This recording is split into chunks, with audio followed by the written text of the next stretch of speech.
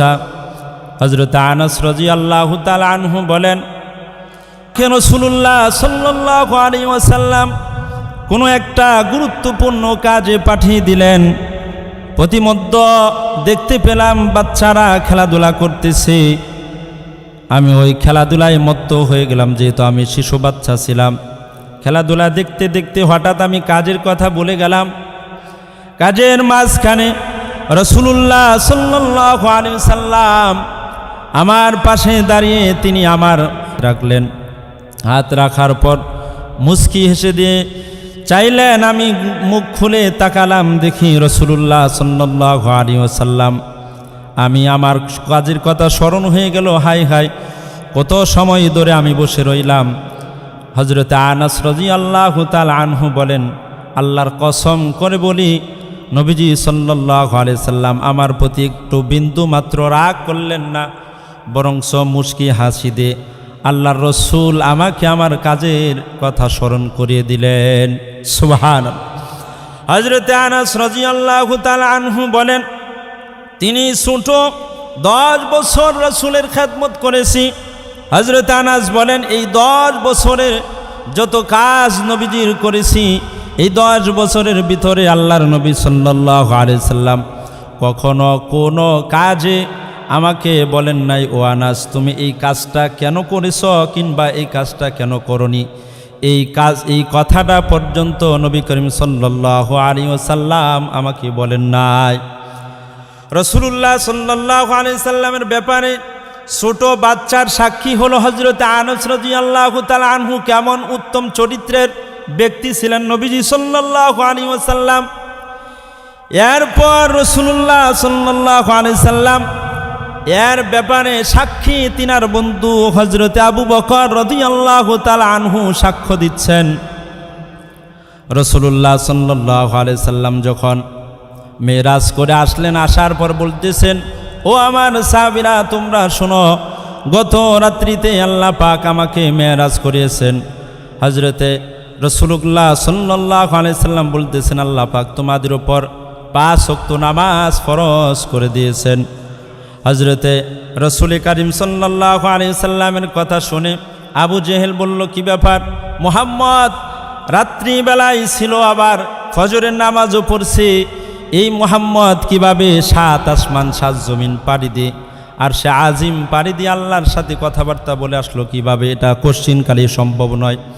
অথচ আল্লাহ রাব্বুল আলামিন স্বয়ং নিজেই বলতেছেন, সুবহানাল্লাযী আসরা বিআবদিহি লাইলাম মিনাল মাসজিদিল হারামি ইলাল মাসজিদিল আকসা। আল্লাহ রাসূল সাল্লাল্লাহু আলাইহি সাল্লামের ব্যাপারে যখন এই সমস্ত কথা বলল, রাসূলুল্লাহ সাল্লাল্লাহু আলাইহি সাল্লাম বললেন, আবু জেহেল বলল, আচ্ছা সর্বপ্রথম দেখি তার বন্ধুকে দিয়ে বিশ্বাস করানো যায় কিনা। আবু জেহেল হযরতে আবু বকর রাদিয়াল্লাহু তাআলা আনহুর বাড়িতে চলে গেলেন।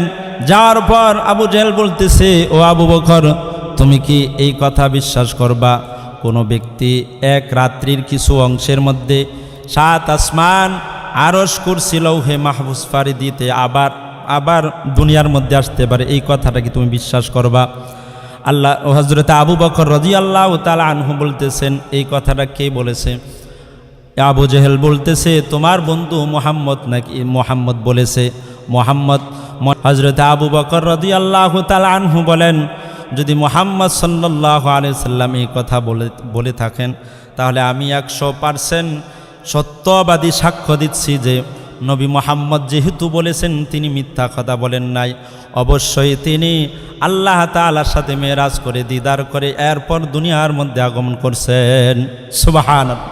আল্লাহর রাসূল সাল্লাল্লাহু আলাইহি সাল্লামের এই কথা যখন হযরত আবু বকর রাদিয়াল্লাহু তাআলা আনহু বিনা দলিলে, বিনা কোনো প্রমাণ ছাড়াই, বিনা দ্বিধায় রাসূলুল্লাহ সাল্লাল্লাহু আলাইহি সাল্লামের মেরাজের কথা যখন স্বীকার করেছেন, নবীজি বললেন, ও আবু বকর আজকের থেকে তুমি শুধু আবু বকর নয়, আজকের থেকে তুমি হলো আবু বকর সিদ্দিক রাদিয়াল্লাহু তাআলা আনহু। সুবহানাল্লাহ। এজন্য ভাইরা আমার, বন্ধুগণ আমার, আল্লাহর নবীর সাল্লাল্লাহু আলাইহি সাল্লামের চরিত্রের ব্যাপারে ছোট বাচ্চা সাক্ষী দিল, তার বন্ধু সাক্ষী দিল। রাসূলুল্লাহ সাল্লাল্লাহু আলাইহি সাল্লাম একবার কথাবার্তা বলতেছেন সাহাবাদের সম্মুখে। হযরত রাসূলুল্লাহ সাল্লাল্লাহু আলাইহি সাল্লাম হঠাৎ রেগে গেলেন। আল্লাহর নবী যা বলতেন সাহাবায়ে কেরাম তাই লিখে রাখতেন।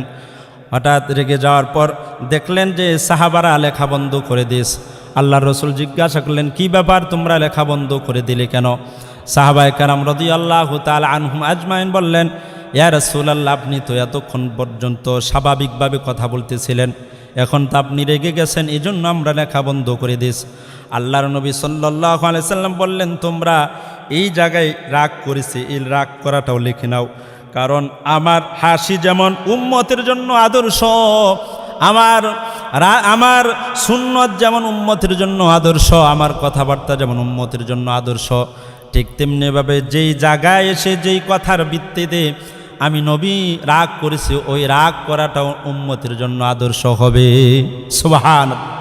এজন্য রাসূলুল্লাহ সাল্লাল্লাহু আলাইহি সাল্লাম এমন ব্যক্তি ছিলেন, রাসূলুল্লাহ সাল্লাল্লাহু আলাইহি সাল্লাম দিনের রাতের অন্ধকারে, দিনের আলোতে রাতের অন্ধকারে যত আমল করছেন, আল্লাহর নবী সাল্লাল্লাহু আলাইহি সাল্লাম স্ত্রীদেরকে বলে দিতেন, ও আমার প্রাণের স্ত্রীরা, আমি যা কিছু করি, যত আমল করি, যত কাজ করি না কেন, সমস্ত কাজগুলো উম্মতের মাঝে বলে দিবা, এইগুলো আমার উম্মতরা সুন্নত হিসাবে পালন করবে। এজন্য রাসূলুল্লাহ সাল্লাল্লাহু আলাইহি সাল্লাম মানুষের নিকট যেমন সম্মানিত ব্যক্তি ছিলেন, আল্লাহ তাআলার নিকট যেমন সম্মানিত ব্যক্তি ছিলেন, রাসূলুল্লাহ সাল্লাল্লাহু আলাইহি সাল্লাম স্ত্রীদের নিকট সম্মানিত ব্যক্তি ছিলেন। আল্লাহর নবী সাল্লাল্লাহু আলাইহি সাল্লাম নিজে বলছেন, খিয়ারুকুম লিনিসাইহিম, তোমাদের মধ্যে তো হলো ওই ব্যক্তি সবচাইতে উত্তম ব্যক্তি, ওই ব্যক্তি হলো দামি ব্যক্তি, যেই ব্যক্তিটা তাদের স্ত্রীদের নিকট সম্মানিত ভালো ব্যক্তি, ওই ব্যক্তিটা দামি ব্যক্তি। এজন্য দেখা যায় আমরা সমাজের মানুষের সামনে দাম, কিন্তু স্ত্রীদের সম্মুখে দাম নাই। আমরা এমন মানুষ, আমরা রাতের অন্ধকারের কাজগুলো মানুষের সম্মুখে ওপেন করলে আমাদের মান ইজ্জত সবগুলোই মিশে যাবে। কিন্তু আল্লাহর নবী সাল্লাল্লাহু আলাইহি সাল্লাম এমন ব্যক্তি ছিলেন, এমন মানুষ ছিলেন, যার রাতের অন্ধকারের আমল সমূহ পর্যন্ত উম্মতের নিকট বর্ণনা করতে আল্লাহর নবী নির্দেশ দিয়েছেন। সুবহানাল্লাহ। আল্লাহর নবী সাল্লাল্লাহু আলাইহি সাল্লাম কেমন ব্যক্তি ছিলেন? এক বেদুইন ব্যক্তি, বুখারীর বর্ণনা, নবীজি সাল্লাল্লাহু আলাইহি সাল্লামের নিকট এক ইহুদি বালক আসতো রাসূলের সেবা করার জন্য। নবী করিম সাল্লাল্লাহু আলাইহি সাল্লামের সেবা শুশ্রূষা করার জন্য আসতো। হঠাৎ নবীজি শুনতে পেলেন ওই ইহুদি বালকটা অসুস্থ হয়ে পড়ছে। আল্লাহর নবী সাল্লাল্লাহু আলাইহি সাল্লাম সাহাবীদেরকে সঙ্গে নিয়ে ওই ইহুদিদের বাড়ির নিকটে গেলেন। বাড়িতে নিকটে যাওয়ার পর ঘরে প্রবেশ করলেন। আল্লাহর নবী সাল্লাল্লাহু আলাইহি সাল্লামের চেহারাটা তেমন সুন্দর ছিল না, রাগ একটা ভাব ছিল, মনে গুসা একটা ভাব ছিল। আল্লাহর নবী সাল্লাল্লাহু আলাইহি সাল্লাম ওই বাড়িতে যায় দেখলেন ওই যুবকের অবস্থা ভালো নয়। ওই বালক মৃত্যুর নিকটবর্তী। নবীজি সাল্লাল্লাহু আলাইহি সাল্লাম চিন্তা করলেন, আমি তো হলাম দয়ার নবী, মায়ের নবী। এজন্য রাসূলুল্লাহ সাল্লাল্লাহু আলাইহি সাল্লাম ওই বালকের নিকট বলতেছেন, বালক, শেষ মুহূর্তে তুমি পড়ো লা ইলাহা ইল্লাল্লাহ মুহাম্মাদুর রাসূলুল্লাহ। বালক অসুস্থ ছিল, কথা বলতে পারতেছিল না। বালক তার বাবার দিকে চেয়ে রয়েছে। বাবা হলো ইহুদি। বাবা চোখের ইশারায় বলতেছে, ও বালক, আতি আবাল কাসিম, ও সন্তান, তুমি অর্থাৎ রাসূলুল্লাহ সাল্লাল্লাহু আলাইহি সাল্লামের কথা তুমি মেনে নাও। ওই মুহূর্তে বালক মৃত্যুর আগ মুহূর্তে পড়ে নিল লা ইলাহা ইল্লাল্লাহু মুহাম্মাদুর রাসূলুল্লাহ সাল্লাল্লাহু আলাইহি সাল্লাম। আল্লাহর নবী সাল্লাল্লাহু আলাইহি সাল্লাম ওই মুহূর্তে ওই যুবকটা ইন্তেকাল করলো। নবীজি সাল্লাল্লাহু আলাইহি সাল্লাম যখন ঘর থেকে বের হলেন তখন তার চেহারাটা হাস্যোজ্জ্বল ছিল। সাহাবায়ে কেরাম জিজ্ঞাসা করলেন, ইয়া রাসূলুল্লাহ, ইয়া হাবিবাল্লাহ, কি ব্যাপার? আপনি ঢুকলেন এক সব অবস্থা ছিল, বাহির হওয়ার পর আপনার অবস্থা অন্যরকম। আল্লাহর নবী বলতেছেন, ও সাহাবীরা,